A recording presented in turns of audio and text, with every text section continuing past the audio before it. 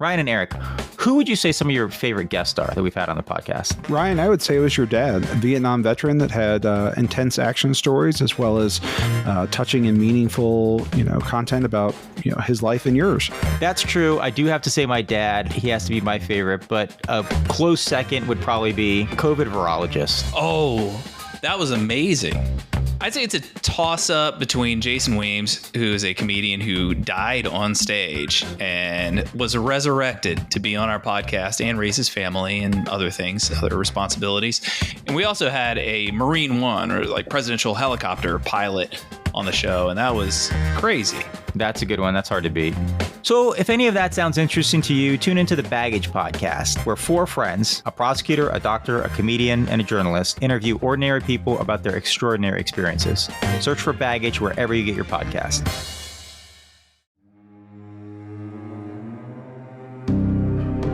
On today's edition of Stories from Real Life with Melvin E. Edwards, our guest is Hollywood writer and producer Alan Katz. Over the course of his writing and producing career, Alan Katz has written movies and TV shows like HBO's iconic Tales from the Crypt. I grew up a movie fan. I loved the Marx Brothers. Groucho Marx, iconic to me. And so the Cryptkeeper became my little Groucho Marx. And I invested him, had invested with a personality so I could write him, like I said. And being a writer and therefore lazy, I reached for the closest thing to me, which was me. And so I filled the Cryptkeeper with me. And so the character, well, it looks like the puppet, he sounds like John, but every word that he spoke, every thought that came out of his head was me. Let's join today's conversation with Tales from the Crypt writer and producer Alan Katz. You are listening to Stories from Real Life, a podcast by engaging storytellers for engaged story listeners. Here's your host, author and journalist, Melvin E. Edwards.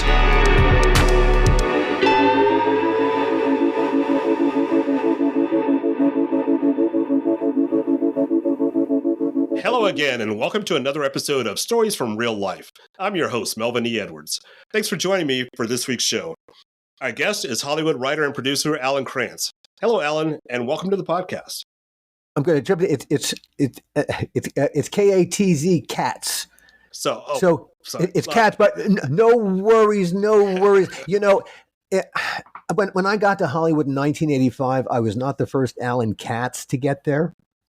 And so everything I understand about the business is having to explain to people, no, I'm this other guy. And that's okay because, I'm Alan Katz. I apologize. I wrote Katz. No. I just No. Look. It really, it's truly, it's neither here nor there. I'm still who I am. So, thank you so much for having me here, Melvin. Really and truly, I've been looking forward to having this conversation. This is fun. All right. So speaking of your name, you're listed as A.L. Katz on your IMDb profile. So is that your professional name, or do you prefer Alan? I go by Alan. I go by A.L. because, like I said, when I got to Los Angeles in 1985, I learned, but as soon as I hit the ground, that I was not the first Alan Katz in the Writers Guild. The Alan Katz who preceded me, A-L-L-A-N Katz, had quite a good resume. He had written for MASH and Carol Burnett. He was very much in demand as a showrunner. He had a script called The Hunchback of UCLA that was out to all the studios. It was a feature film, and it was getting great response. Now, I had just arrived, and I was taking around a little comedy script because I thought I was going to be a comedy guy. And I would walk into meetings, and they would say, "Hi, it's great to meet you. We love The Hunchback of UCLA." And the first couple of times, I'd go, "Oh no, that's the other Alan Katz," and they'd suddenly look at me like, "Who are you? And why did we?" Those meetings never went terribly well, as you can imagine. But then after a little while, hey, dog learned a couple of new tricks, and they'd say, "Hey, we love The Hunchback of UCLA." And I'd say, "Well, thank you very much." And If you love that, I think you're going to love what I'm pitching you here today. Nice. Later, Nice. it's funny. Here's a funny little side note. When I first got to LA in 1985, one of the first things I did was I started taking a couple of classes with the Groundlings, an improv comedy group that's produced a lot of people from SNL. My first Groundlings class was taught by one of the founders of the Groundlings, a terrific improv comedian named Phyllis Katz, whose brother was Alan Katz. Couldn't get away from him. Absolutely not. So my name is neither here nor there. Really, it's so I go Al Katz simply because so we didn't get each other's checks, which would have been better for me because his checks probably way better than any of mine. But at the end of the day, that's my long-winded explanation. Oh, God, please call me Alan. Okay, I will call you Alan. So what does this phrase mean to you? It's not TV, it's HBO. That has everything to do with Tales from the Crypt. When we started doing Tales from the Crypt back in the early 1990s, it was a very different TV and feature film environment. The two universes were light years away from each other. And the occasional TV person, the Tom Hanks or Robin Williams, would go from TV into feature films. But if you were going from feature films into TV, that was not a good sign for your career. At the time, HBO they were basically movies they were dipping their toe into original programming. They had a show called First and 10, another called Dream On. But these were basically just single camera shows with breasts and profanity. That was really the only thing that would keep them off of NBC or ABC. Otherwise, they were just a normal show. Suddenly, 4 mega Hollywood producers approach HBO. There's Joel Silver, that's the Matrix movies, Die Hard, Lethal Weapon, Robert Zemeckis, that's Back to the Future, Forrest Gump, Walter Hill, 48 Hours, and Richard Donner, the Superman Returns, and 1,000 wonderful movies. These 4 mega producers approach HBO and they say, we want to put feature film scope inside your little TV box. And HBO went, yes, do whatever you want. And so that's what they did. They went right to work. Normally in TV, you'd go through a development process to figure out what your TV show is. You would also get yourself a deficit partner because whoever's broadcasting it, whatever they pay for the license fee for the first time or even the second time, it's not going to pay for the cost of production unless you're doing it super on the cheap, in which case, and it had to do with the old business model of how a TV show back in the day, before it was subscription based, got into profitability. No development process happened and there was no deficit partner. And so they went right to writing episodes. The Cryptkeeper character in the EC comics on which this was based is an old white guy with stringy hair. The producers, not going through a development process, but wanting to find a host, Joel Silver bumped into Kevin Yeager, and Kevin Yeager created the physical Cryptkeeper puppet, which is actually 6 puppeteers. It's not one puppet. It's 6 different puppeteers working in harmony. Kevin found John Kassir, who became the voice of the Cryptkeeper. And we'll come back to the evolution of the Cryptkeeper, but they created this incredible show, this feature scope inside little box, and it was incredibly successful. Now, before it actually hit the air, there was a cast and crew screening. Some press were there, and after the first episode that rolled, I think it was Dick Donner's "Dig This Cat, He's Real Gone." Oh, there's some chatter in the audience. One of the crew members said to the other, "Wow, that's great TV." And then one said, "No, it's not TV, it's HBO." And the HBO executives in the row ahead turned back like they had just heard not only their new ad slogan, but their their raison d'etre, their whole philosophy. Yeah, they suddenly began to think of themselves as bigger than TV, and the way to do it was to not think television tweaked, but to think in grand scope. The last episode of the first season of Tales from the Crypt that I did was Robert Zemeckis. The episode was called Yellow. And what Bob wanted to do, he wanted to pay homage to one of his favorite films when he was a film school student at USC, Paths of Glory by Stanley Kubrick. Starred Kirk Douglas. And so he wanted the World War I in the trenches movie, and he wanted Kirk Douglas to be in the episode, since we were thinking grandiose. We were going to recreate World War I with Kirk Douglas in our little TV box, and we got him. Wow. And that was how we thought. So among the great pleasures of doing Tales from the Crypt was, and anyone and everyone who you ever talked to who worked on Tales from the Crypt would tell you, looking back on their careers, it was maybe the highlight because of the incredible freedom that we had working with HBO. Gosh, over the course of the 75 episodes that I did, I got 3 notes. That's awesome. Tremendous freedom to hey, you hired us for our vision of the show, and that's what we delivered. Now, in I went aboard the 3rd season. The first season of Crypt was 6 episodes. Then HBO ordered 18. So 24 episodes, the first 2 seasons, no deficit partner, but no development of the Cryptkeeper character. Whoever wrote the scripts would just throw lines at the puppet, and then the puppet would talk. So he was really, as the 2nd season came to an end, he was the puppet called the Cryptkeeper. Because there was no deficit partner, HBO had been cash flowing everything, and they got to the end of the 2nd season, and the HBO handed the executive producers a financial statement that said, "Guys, you're $1 million cash in the pocket. You want to do your season 3? Get out your checkbooks and pay us."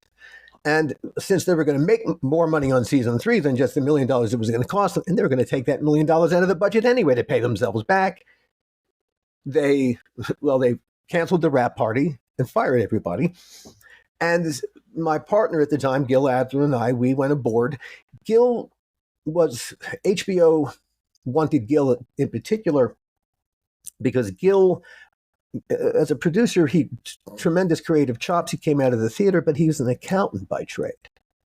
And as an accountant, he understood that if you've got a dollar to make your movie, do not spend $1. You haven't got it.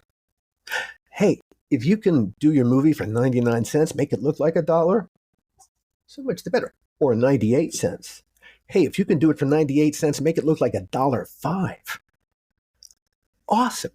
So this was the philosophy. You didn't solve problems by throwing money at them. You solved problems by throwing your creativity at them. And so Gil had solved a terrible dilemma for HBO in a series called Vietnam War Stories. And it had been in a terrible financial difficulty, and the producers, the executive producers, didn't know what they were doing. They sent Gil to Savannah. He solved the problem. The show won awards. Now, at the end of season 2 of Tales from the Crypt, a similar kind of a problem. And so they wanted Gil, in essence, to see the show out. I was Gil's creative partner. We were writing partners. And so I came in as, well, like I said, they never ran Crypt like a TV show. So there was no one keeping, it's a franchise show. It's based on a comic book. And so you want the comic book to be present in all the episodes. But it doesn't happen by magic. Someone has to be minding the store.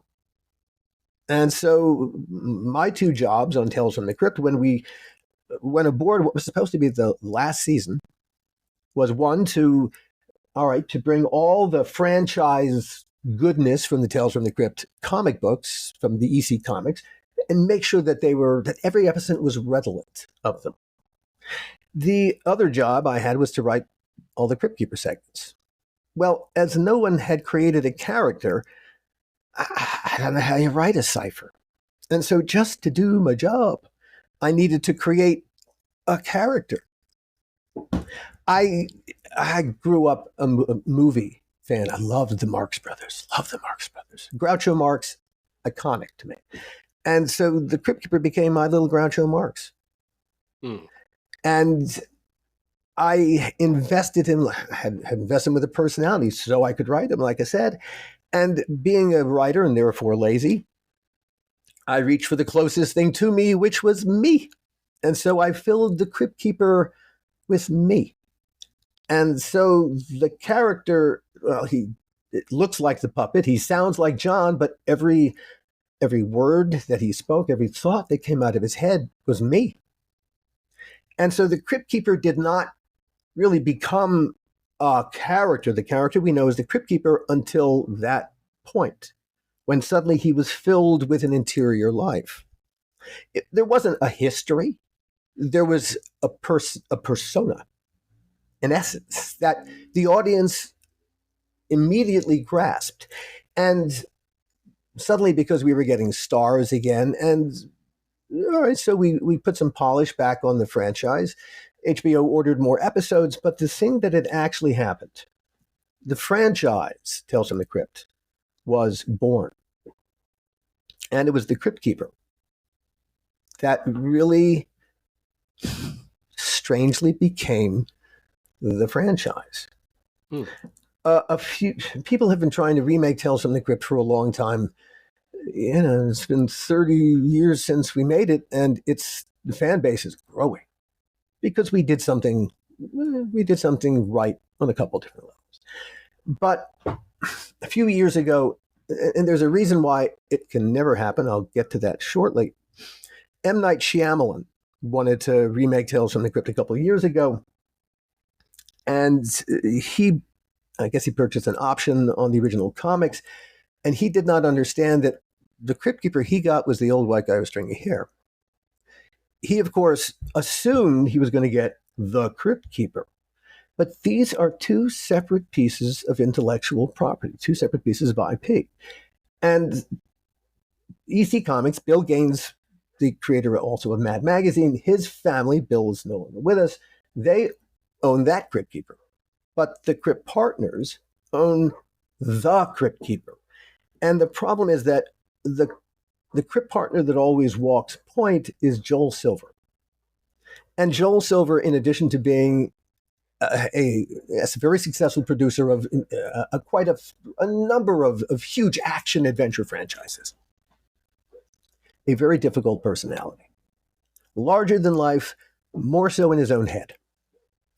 And so rules are for other people.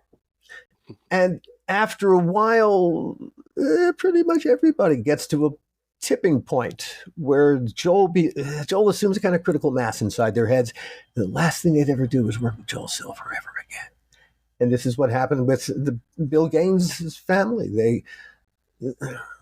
They had enough of Joel and would never work with Joel ever again or make a deal with him if their lives depended upon it. And so Tales from the Crypt and the Crypt Keeper are divorced forever. Where will the children go at Christmas? I don't know.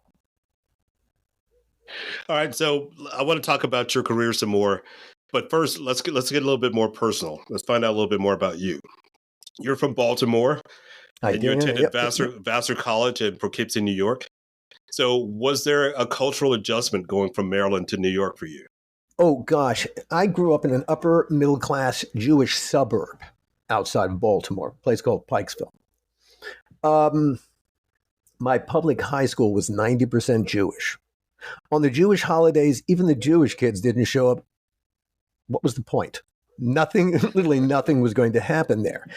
And so, yeah, I grew up in an absolute bubble. My dad was a surgeon.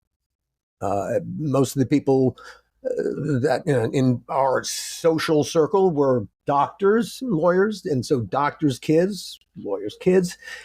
And yeah, there were certain expectations, but very upper middle class Jewish world. Vassar is very, very different. It is very waspy. white Anglo-Saxon Protestant. Now, that was part of the attraction to me because I was ready to get the hell out of Baltimore. It had gotten very, very provincial to me. I had aspirations. I was always very theatrical. And I have not an ounce of mathematical skill. Me in medical school were never going to happen. And, it wasn't that my father didn't try. I was groomed from the time that I was 16. I would do, because I loved photography, and so I would do photo work for my father's surgeries that he would take for when he would do rounds. I would create slides for him. So from the age of 16, I would scrub in and watch him perform appendectomies and bowel resections. But it became I was theatrical. I did shows. So Vassar was especially appealing because you could write your way across the curriculum. It wasn't heavy on testing. Writing was the thing. And hey, I couldn't do math. I loved science, but I couldn't really do it. But I could write, and I was writing professionally from the time I was 16.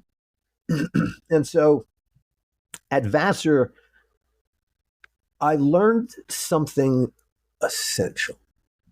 I was a drama major, and so acting, but you had to take a number of classes in dramatic literature. And the dramatic literature professor at Vassar was a guy named Everett Sprinchorn. And Everett Sprinchorn was one of the world authorities on Ibsen and Strindberg. In fact, Sprinchorn had translated a number of Strindberg plays, which were produced professionally. He was a known scholar. And his lecture on Ibsen's Ghosts, it was one of those eye-opening moments when Ghosts is the story of a character named Mrs. Alvin. And she has been kind of coerced into marrying a man she didn't love, who ends up cheating on her constantly. He has syphilis, ends up giving it to their son. And now it's 18 years later, and the son, Oswald, has come home to die. And ghosts, it's the ghosts of the father. It's the sins of the father being visited upon the son. Ibsen was a utilitarian playwright. Art should do things. It should change the world. And so at the very end of the play, Mrs. Alving wheels Oswald downstage so that he's facing the audience. She is standing behind him. He cannot see her face, but the audience can see everything. And he's saying, "Oh, look at the sun. The sun is setting. Oh, look at the sunset. Isn't it beautiful, mother? Isn't it beautiful?" And of course, behind him, how much more metaphor do you want? Her sun is setting, and that's where the play ends. And Mr. Sprinchorn deconstructs it, puts it back together again, takes us through the emotional underpinnings to that moment of soul-crushing tragedy. And in that moment, I suddenly understood storytelling and what a story was supposed to do. Now, I did not have the chops whatsoever to reproduce that, but I understood at least, all right, this is the bar you're trying to clear every single time, not once, but every single time you sit down to write. Good luck. Good luck. But hey, you got to know what you're shooting for. So the cultural differences were profound. I was intrigued. I've always been intrigued by cultures not mine. And yeah, the WASP world was fascinating to me because it was so incredibly different. And I became very friendly with a family, the Shookers, taken in under their wing. They lived in Bronxville, New York. Dinner at their house, weekends at their house were exquisite because I was sitting inside another culture, visiting, and welcomed. Of course, it's always up to a point because you're not them, but still welcomed. And it was gratifying and it was educational. As I began to learn more about the world, it gets easier to write more about the world. When you grow up in a little bubble, you don't know it at the time. You of course, especially when you're young and male, you think you know everything, but as you begin to learn how little you know, the world becomes more and more fascinating and filled with stuff you're dying to know. So I was already a writer when I went to Vassar, but I began to learn a couple of things, and I certainly had a goal. I had a friend. I was in New York. I thought theater, me and theater. That's what I'm going to do. I had a friend that I grew up with in Baltimore who'd become an agent at William Morris in Los Angeles, and she said, "Why don't you write a screenplay?" Well, a lot of the writing I was doing in Baltimore, I worked for a little production company that made training films and educational films, and one of the directors, a guy named Steve Yeager, was friendly with John Waters and had worked on a couple of John Waters movies, and so was part of the Baltimore film community. And he was always looking he wanted to figure out he wanted to direct a movie and was looking for someone to write one with him. And so we began working on a script. And Carol said, "Well, send it to me." I sent it to her. She said, "This is good. You should come out and meet great people." So in June of 1985, I headed out to LA for a week. Now, to me at that point, a burgeoning New Yorker, a theater person, LA was the stupidest place on the planet. The land of the avocado head. I'd been there once when I was 14. It's the land of the avocado head. But I get there, New York, in June. It's hot, it's steamy, it smells like urine most of the time. It is not a pleasant place to walk around. But LA, and this is 1985, a lot less crowded than it is today. In June, after the June gloom in the morning, it's beautiful. It's 70, 80 degrees. It's lovely. It's the desert here. There is no humidity. And people were so nice to me. The meetings were awesome. The ones who said, Alan Katz, the right Alan Katz versus the other Alan Katz. Most of the meetings were wonderful. Having smoke blown up your backside is a very nice thing to happen. One evening, my agent Carol took me to a premiere, St. Elmo's Fire. That is intoxicating, heady stuff. And the next morning, I actually had a morning with no meetings, and someone said, "Hey, take a drive through Topanga Canyon." And so I did. And somewhere between the 101, the freeway, you drive through the Santa Monica Mountains to the Pacific Coast Highway, where right at the beach. And somewhere between those 2 points, as I drove through the Santa Monica Mountains, you're within the city limits of Los Angeles. It's not crowded at all there. By the time I got to the water, I had been totally converted. LA had completely seduced me. The next month, I moved out. And I left New York for Los Angeles, a cultural change. And I never felt like I belonged in Baltimore. I belonged in Poughkeepsie, and New York was never going to be my town. For some reason, something about LA I loved. I've come to, as I've tried to figure this place out through the almost 40 years I've been here, I think I've come to appreciate that as much sunshine as there is here, there's a darkness, a strange darkness that seems to outshine the light. And it's such a twisted place. Something about that appeals to me. Hey, I have a taste for strange stories. Tales from the Crypt. I also did The Outer Limits. Yeah, I don't know. I have a taste for the strange and the odd. I look at the world from a slightly different perspective. LA was very appealing to me, and I got very lucky because when I met Gil Adler that first week, well, as I told you, Gil and then I ultimately ended up doing Tales from the Crypt. And Tales from the Crypt, suddenly, hey, I became a player of a kind. I had some cred. Universal Pictures, well, HBO ordered a bunch more seasons. Universal Pictures said, wow, yeah, we love this franchise. Now there's a franchise. And they ordered 3 movies. And nice. Heady stuff. The first movie we put together was called Demon Knight, a very successful movie. It starred Billy Zane as the villain. He's terrific in it. Jada Pinkett is wonderful in the movie. Bill Sadler, who's also from Baltimore. Yes. It was I think we made a good movie.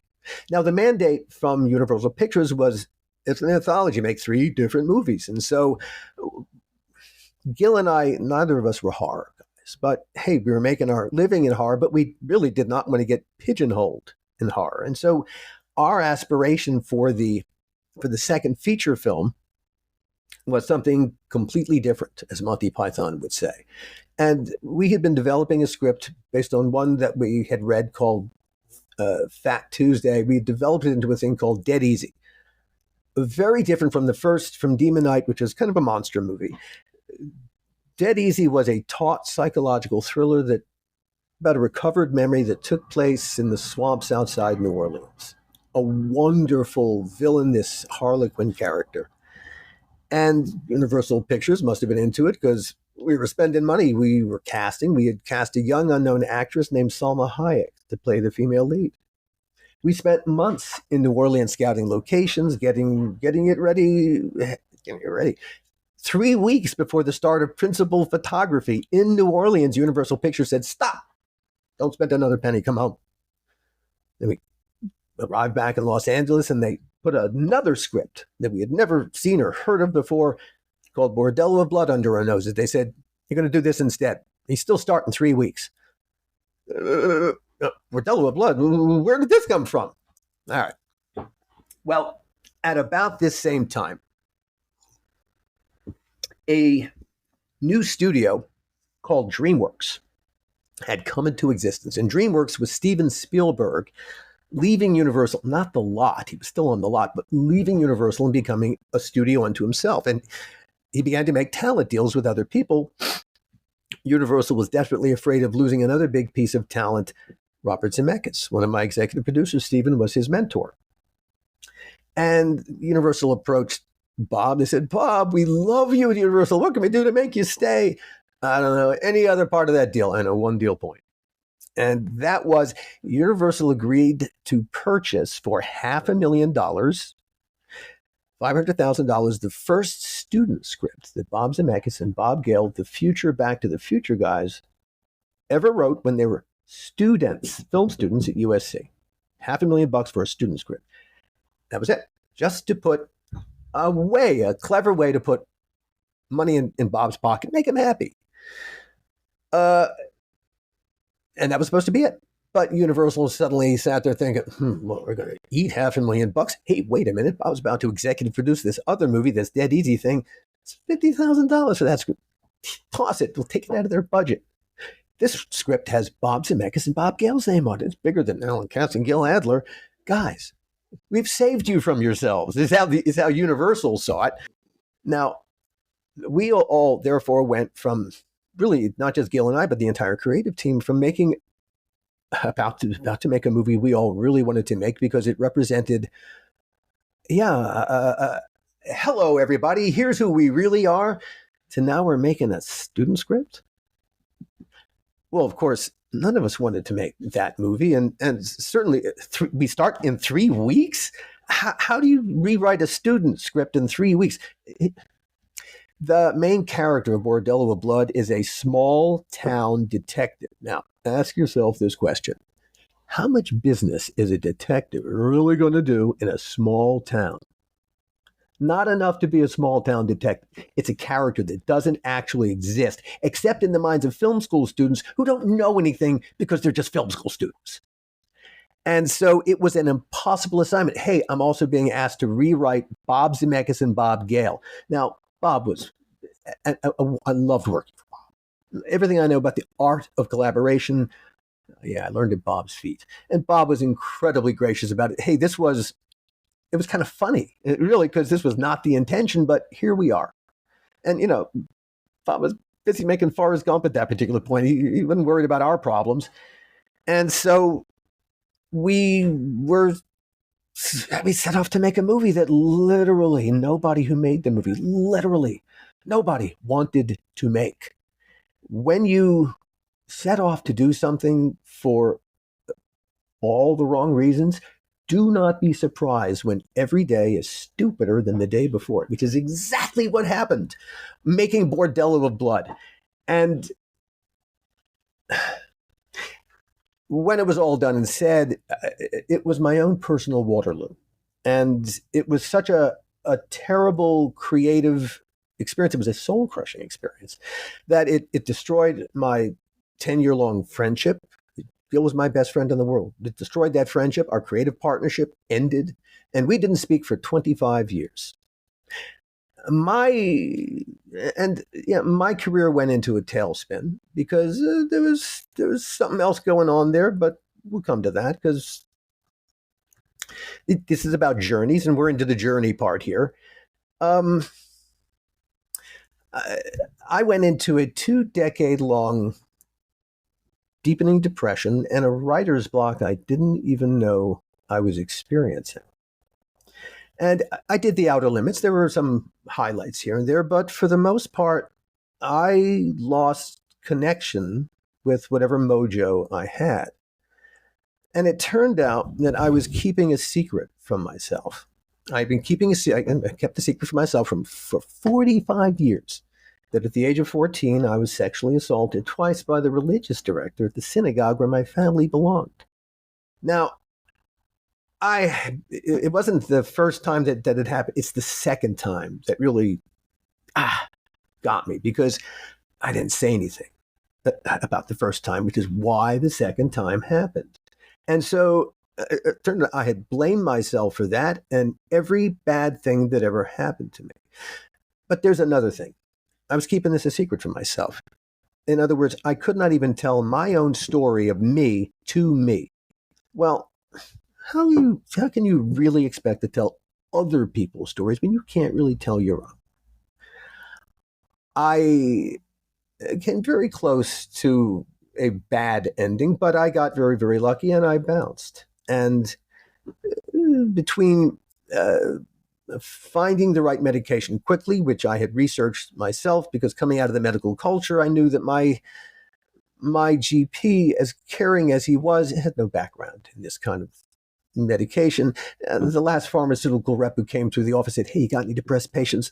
Give them this." And they were, "Okay, we'll try that out." So I knew I was going to get whatever. I was desperately afraid that, as some mood stabilizers can do, that whatever creative spark I still had left and I'm trying to find a connection to, this would snuff it. And so I was very, very careful looking for the one that I hoped wouldn't snuff it. And I got really, really lucky. Oh, gosh, I got lucky. My GPs agreed to prescribe it. I picked it up. I told my family what I was going to do. And I got super lucky. Within 36 hours, at the minimal dose, I leveled. I felt it work. And so really between that, which put the darkness in a cage, and I have a very good therapist who I've had for a decade and change, and copious amounts of THC, I was able to confront what had happened to me. And it's true what they say, the truth will set you free. And confronting what had happened to me, just being able to tell my story to me. One, the emotional trauma, I could begin to heal as opposed to just continue to be in pain. And the healing process was gorgeous. And I absolutely am still going through the healing process, but yes, it's gorgeous. But I also, the bigger part of what happened. Well, now that I could tell my story, to me, I could tell my story. I could tell anybody's story. And I went from being, I'll pat myself on the back, a really good writer, to being a storyteller. And that's a very different thing. And I had been telling the Bordello of Blood stories through this whole period because, I guess I'm trying to figure it all out. And one day, a fan group called Dads from the Crypt, a podcast called Dads from the Crypt, they reviewed episodes of Tales from the Crypt and gave parenting advice.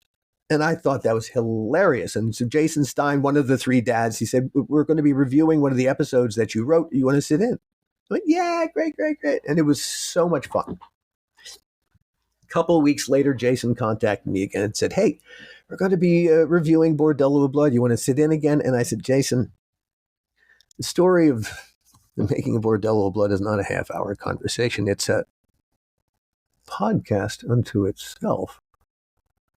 And suddenly I thought, I have to tell this story. And thus, my first podcast, the How Not to Make a Movie podcast, was born.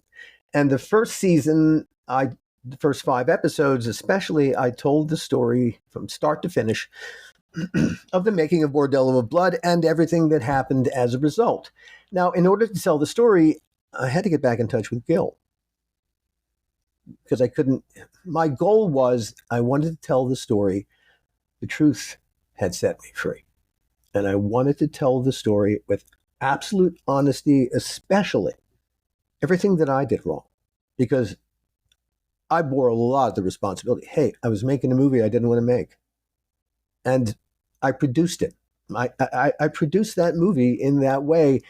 And yeah, I wasn't the cause of all the chaos, but I did nothing to fix it. I was part of the problem and never, ever part of any kind of solution. But I had come to see this. And this was part of the story that I wanted to tell. There were only 2 people that I really wanted to rake over the coals. And one was Dennis Miller, the star of the movie, simply because he's just not a nice person. And the other person was Sylvester Stallone, who inserted his presence into our movie by, at the time that we were making Bordello of Blood in Vancouver, Joel was producing another big movie called Assassins, which was shooting in Seattle across the border.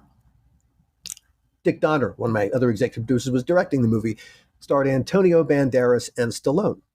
At the time, Stallone was engaged to a supermodel named Angie Everhart. And one day, Sylvester approached Joel on the set and said, hey, Joel, you may make a movie in Vancouver. You put my girlfriend Angie in the movie. We could visit across the border. And rather than being a good executive producer and saying, that's a great idea, Sly, let me run it past the guys and then see if it works for them, he said, that's a great idea, Sly, period. And suddenly like I said, we didn't do anything on that movie for a good reason. Suddenly we hired the villain. It's the most important part of the whole. Angie's a lovely human being. She was a great supermodel. It's not a fair ask. She did not have the chops or the confidence, and that's really important, to pull off any such role. It was, she was not cast for any of the right reasons.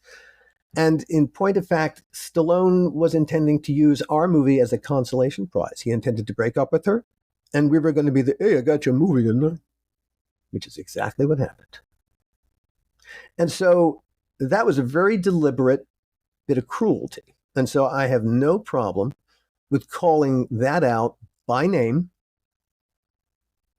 I think that kind of, because Angie was lovely, and we were forced to keep his secret. We kind of didn't know he was going to break up with her or when he was going to break up with her, but our set talked to their set. And we heard everything. And we knew all kinds of stuff that was happening on that set, that he was cheating on her behind his back. We heard about it every day. And yeah, so of all the people in the story, the one that I really wanted to, him. But otherwise, telling the story, well, getting Gil involved, our friendship rekindled and our creative relationship rekindled. We're working on a couple things together. But telling the story was revelatory. Entertainment Weekly called the first season the best film podcast of 2022. Nice. What the author of the piece and why he wrote those really kind words was the honesty. And he wanted to know that the honesty wasn't a put on for the microphone, that it was real. And so when he interviewed Gil and I, and he heard really, the only way to tell the story was just, and hey, that was the nature of our relationship at its best, was we just had this really, this lovely honesty with each other. And that's exactly, in all my years in film and TV, I cast a lot of actors. All right, let me ask you a specific question about podcasting. Yeah. Yes, which is kind of what I was heading into, but Okay. Go for it. Yeah, go for it. Okay, so you have a couple podcasts now, titles such as the Donor Podcast and the How Not to Make a Movie podcast that you mentioned. Is DNA or being a filmmaker a scarier topic to discuss? DNA is far scarier. Being a filmmaker is, well, ultimately, the How Not to Make a Movie podcast is, these days, I'm into the 4th episode. I'm talking about, it's a nuts and bolts inside baseball view of the filmmaking storytelling craft and what happens when occasionally the craft turns to crap. So that's the thrust. Because I was podcasting and because I had a career in film and TV, a friend from school reached out to me with a story, an absolutely true story. This became The Donor, a DNA horror story. And Hal, let's call him, Hal wanted to do it as a film, a movie, or a TV series. Now, the film business, here's where the film business is scary. I'll answer this part of your question. To take an idea from my head out into the public, to an audience, where an audience might actually get to see it, there are, oh my God, it's years in the making. Got to write the script, all the supporting material. If it's a TV series, it's what's called a Bible. 50 pages of the whole world. And then just to induce these people to read the material, I've got to create kind of like an animated comic book called a pitch deck for them to read it, just to induce them to read it. Years in the making just to get them to look at it and consider what we're storytelling. In podcasting, there's only one person standing between me and getting it out into the world, and that's me. So long as I'm willing to do the work, I got to find the audience, okay, or help the audience find it, but I'll take that challenge. When my friend wanted to turn the thing that became The Donor into a TV series movie, I said, no. First of all, years and years and years that will be wasted, and you'll have to compromise this story so completely. No. And, part of his problem is that he needed to tell his story anonymously, which you'll understand momentarily. And if you're going to change your name and a lot of the other characters' names, you're not a reliable narrator. Who can the audience trust? I said, well, I can tell your story, but we're going to do it as a podcast. In the mid-1980s, Hal worked his way through medical school as an anonymous sperm donor. Jump forward 27 years. He's a successful radiologist. He joins 23andMe curious about his health genes. Doesn't occur to him the ramifications of adding his DNA to a growing DNA database. That's what 23andMe and Ancestry are. He lost his donor anonymity. Suddenly, 7 total strangers found Daddy, except 6 of them had no idea their actual biological father was Hal, a sperm donor. Now, the 7th, here's where it gets really scary. One of the daughters, and these are 25 to 27-year-old people we're talking about. These are young adults. One of the daughters brought a thing called genetic sexual attraction to the table. Now, Hal had been married for 20 years to a woman who brought a son from a previous marriage. And he raised that son as his own, adopted him later as an adult. He never raised any genetic children, biological children of his own. And so when he suddenly had these 7 biological children, he wasn't their father in that he never fathered them, but he was quite open to having whatever kind of relationship they were open to having. Hey, if they wanted some fathering, he was open to that. In fact, he was very well off and was willing to, in a fatherly way, help them with money. And so his mind, he was looking for a family. When this daughter brought genetic sexual attraction it was a hand grenade into the tent. And it destroyed whatever family Hal wanted. And that is the story of The Donor, a DNA horror story. There really is a monster. And with Hal and Becca, this 7th daughter, they never met each other face to face. They had one FaceTime conversation. This intense crazy relationship. It happens almost entirely via text and email. And the strangest thing is the emotional roller coaster ride is all based on a piece of information that really nobody was supposed to find out. And that is really what The Donor, a DNA horror story, 7 episodes at thedonorpodcast.com, what it's all about. Well, while telling that story, and I'll point out, it was while I was working on The Donor that I suddenly realized I had become the thing I always wanted to be, which is a podcaster. Now, the DNA part of the story to me, was truly horrifying. This is far more terrifying than any Joel Silver, and I can deal with him at the end of the day. One way or the other, I can deal with him, but I could not imagine being told as a young adult, hey, you know the story you've been telling yourself about who you are? Forget about it. It's not who you are. One of the people, and again, telling the story opened a door into a world I had no idea it existed, the donor conceived world. Well, one of the people who very kindly agreed to give me background was a woman named Donna Hall. Donna learned at the age of 40 that she was donor conceived. Earth-shattering. But when Donna told me the rest of her story, well, that was a podcast too, and she'd been trying to do that herself. But even a great story needs to be told the right way. And I think that was the problem that Donna was having. She needed a storyteller with a little more perspective who understood how to. Donna grew up in the 80s and 90s in a lower tier crime family outside of Philadelphia. The Halls weren't the Corleones, but they made national headlines just the same. Donna's mom, Phyllis, maybe the worst mom ever. She spent 6 months in prison for child endangerment. Donna's stepfather, John Hall, was the Philadelphia Police Department's favorite snitch.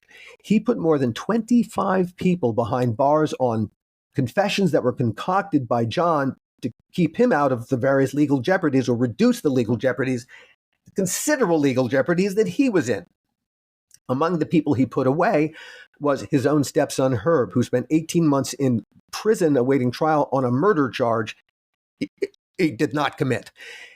John also put a man named Walter Ogrod on death row in Pennsylvania for 24 years on a murder that Walter had nothing to do with. Donna describes what it was like growing up inside this family where between all the different forms of abuse, sexual included, that house was a crime scene every day, literally. And so Donna describes what it was like growing up inside this lower tier crime family. And she's a wonderful storyteller, a rock star in my mind. And not an ounce of pity to her story. She's got this, here's the thing. It's not just a true crime story like you've never heard it before, told from really at such a granular level. But for Donna, it's also, the story is her journey to safety and, most importantly, empowerment. And that's what gives the story such incredible resonance, is really what, for her, the podcast itself is a place of safety. Although the stories set your hair on fire. But she's a magnificent storyteller, and she will take you inside this crime family. You know, it's not a story from the past because several of John Hall's victims, though he's been dead 20 years, a man named David Dixon is still serving life for murdering a Drexel college student. He did not do it. He did not do it. This is a John Hall confession. And so finally, they're beginning to re-examine David Dixon's case and the few other cases of the people who are still serving time because of John Hall. It's a story about terrible corruption in the Philadelphia Police Department, the DA's office, because they knew exactly, they knew what John Hall was. He was serving a purpose for them. And so a story of incredible corruption. One story led to another story. And that in turn is also leading to some other stories other projects that I'm working on with. There's a journalist named Tom Lowenstein, who told Walter's story in a book called The Trials of Walter Ogrod. And that's what got Walter off of death row. Not just off of death row. Pennsylvania paid Walter $9 million for what they did to him. And suddenly, hey, I told you I got a taste for weird stories. Suddenly I find myself telling these stories. I couldn't make this up. I couldn't possibly make this up and get away with it. And yet, having learned how to tell my own story, there are all these other incredible stories that, and I'm so honored that these people are allowing me to work alongside them to tell their stories. My little company, and I formed a little company called Costard and Touchstone Productions. And it's Costard and Touchstone. In my very brief acting career, I was in 2 Shakespearean plays, Love's Labour's Lost and As You Like It. I played the wise fool in both. The fool who speaks truth to power. I was Costard in Love's Labour's Lost and Touchstone in As You Like It. So my company is named for the 2 wise fools I played. And so our mission is to make the world a better place through storytelling. And in a world that I think needs storytellers, and podcasters are pure form storytellers, I found myself doing the thing I always wanted to be when I grew up, and creatively too. I find this medium so fulfilling as a storyteller. I walk around these days in a perpetual state of bliss. I've got 5 podcasts out in the world. I just started dropping a new one this past week called Sage Wellness Within Podcast, which is about traditional Chinese medicine. It's such a cool podcast. I've got a new podcast coming out every single month for the rest of this year. Wow. And so this is my journey. I have achieved a place where what I loved about TV, what I loved about being in TV production was that, oh my gosh, you've got one that you're writing, one that you're prepping to shoot, one that you're shooting, one that you're just in the editing phase, and one that you're doing the post sound on. And they all have deadlines, and you got to meet them all every single day. I love that. And I missed it during the 2 decades that I spent in the wilderness, such as it was. I miss this because this is my creativity. This is what I was put here to do. In Judaism, there's a concept called tikkun olam. It is actually the basis for do unto others. Every Jew's obligation, it's everyone's obligation, but every Jew, we're told it specifically, is to make the world a better place just for having been in it. How you will accomplish this, that's entirely up to you. Go do. And it is, I have purpose. Every single moment of every single day in my life, I am on a mission. I have learned, and I keep learning every day, that every single person has a story to tell. It's just a matter of how you tell it to make it compelling to outside people to see what is their story, really. What can they contribute to make the world a better place for having been here? And since everyone has a story, that means everyone's got a podcast. Some people have multiple podcasts. People like you and me, we have many, many podcasts, but everyone has at least one. And so my goal, challenge, is to tell each and every one of them. It's a big goal. When I wake up, but when I wake up, hey, you're going to shoot for the top of the clouds? No, shoot for the other end of the known universe. Even beyond where you could, because light can only travel so fast. You know, the parts of the universe we will never see ever again because it's too far away now. Shoot for that. Shoot for that. All right. So we're starting to run out of time here. But before we go, I want to give you a chance to talk about your upcoming movie, Night of the Gnomes. So can you... Oh, the Internet Movie Database there are people who contribute to it that aren't necessarily me. Oh. And Night of the Gnomes is a script that I wrote, during the deepening depression. I someone pitched me an idea and I said, okay, here's how I would do it. There have been a lot of people who want to make Night of the Gnomes. And hey, Night of the Gnomes is there for the taking and the making. So while it is not, it's a movie about a woman who lives on a cul-de-sac. And she's got these garden gnomes, little German lady. And most of the houses on the rest of the cul-de-sac are now vacant. There's one house that transient. And suddenly a drug gang move in there because it's fairly remote. There's just them in this other house. All those half of those garden gnomes are alive. And when the drug gang goes after the woman because suddenly they're a little suspicious of her, the garden gnomes go after the drug gang.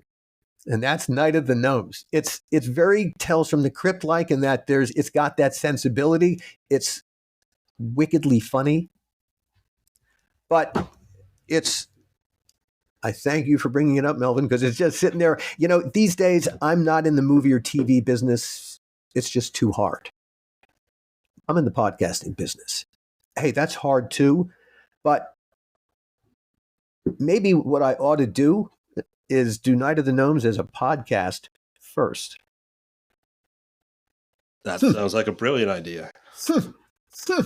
In fact, some of part of the concept of my company is, and a lot of the podcasts that I want to do, I wanted to do as a TV series or features, but the difficulty of having to sell this idea to a guy in a suit, a person in a suit, an executive. Such a lot of bother. But hey, if I do it as a podcast, I put the IP on the table where everybody can see it, including the guys in the suits. And now I've got an audience for it. So instead of having to go and sell it to them, they're going to come to me. Now, again, the content has to be done the right way, but assuming the content is good, they're going to come to me. They're going to go, that'd be a great idea for a movie or a TV series. I'm going to go, yeah, it would. What are you going to do about it? They're going to go, well, I'm going to write you a check. I'm going to go, yeah.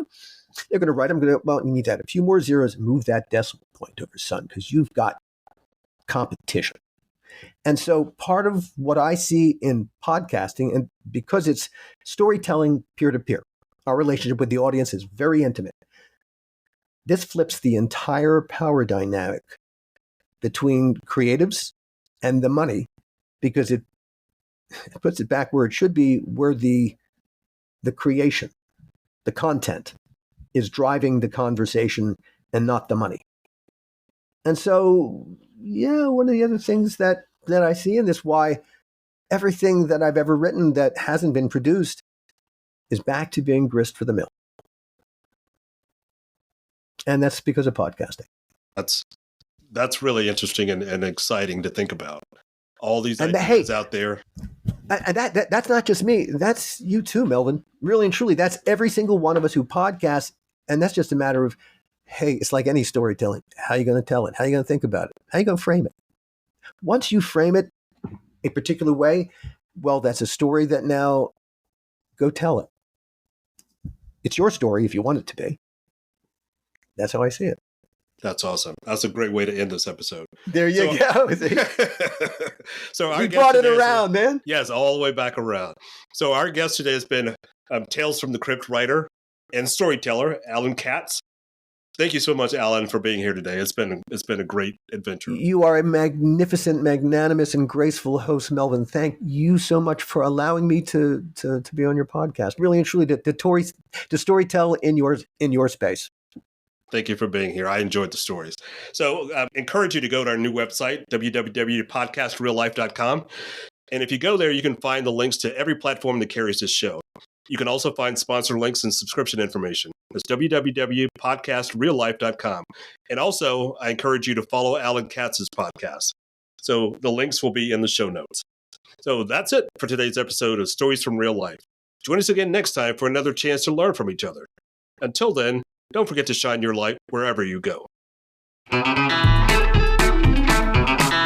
That was Stories from Real Life. Join us again next week for another great storytelling journey. See you next time.